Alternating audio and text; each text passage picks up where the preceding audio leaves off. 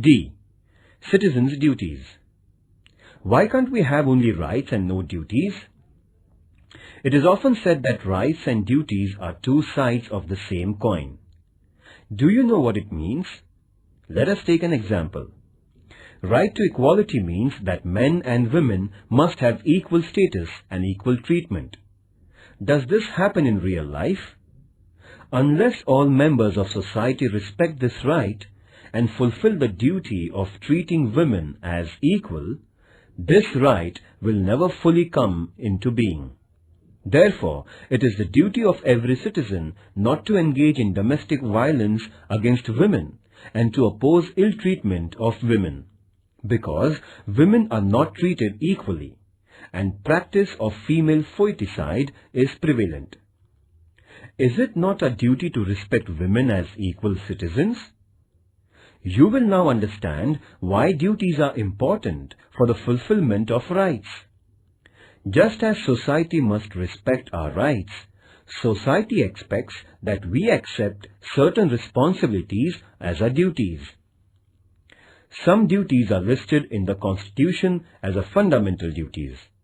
These include to respect the Constitution, to respect national flag and national anthem, to protect the country, to adopt a feeling of brotherhood towards all citizens of India, to protect the environment, to adopt a scientific approach, etc. Is there punishment if these duties are not performed? Ecological balance. Human beings are dependent on environment for air, water, trees and minerals. If we use these natural resources indiscriminately, that leads to environmental degradation. Our present generation may be happy to use as many trees as it can cut down, but what will happen to later generations? Already, over-exploitation of natural resources is leading to crises such as drop in rainfall, rise in temperature, and many other environmental hazards. This only shows the importance of duties. It is not our duty to use the natural resources carefully. Think of others and think of our future generations. Activity.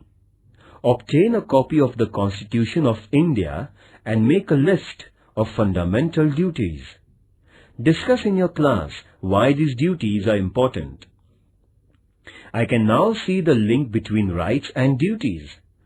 Unless we are bound by the duty to protect our environment, how can later generations enjoy the benefits of forests and fresh air and other natural resources?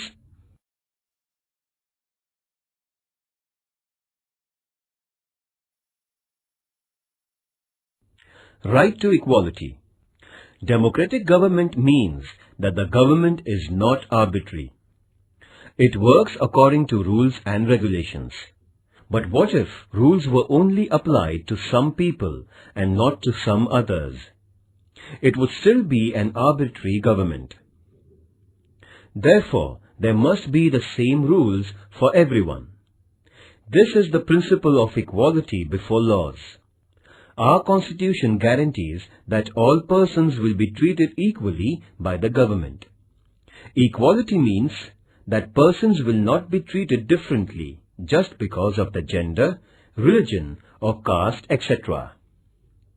Right to equality also means that everyone will get equal opportunities. Remember that there are many inequalities in our society, and to remove those inequalities is the objectives of our Constitution. Therefore, it is the responsibility of the government not only to treat all persons equally, but to implement policies that will bring equality in our social relations. You may have heard about reservation of seats in school and college admissions for women or persons of weaker sections. This is an example of government's efforts to bring equality. Right to equality does not mean only equal legal treatment. It also means that groups which are backward and traditionally discriminated against must get the opportunity to develop themselves and become equal in the true sense. Thus, right to equality puts a responsibility on the government to remove injustice and inequality.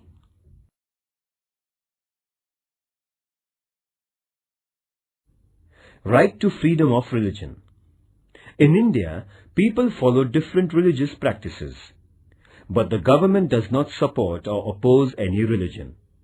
Every person is free to follow any religion and pray according to her or his religion and also propagate their religion.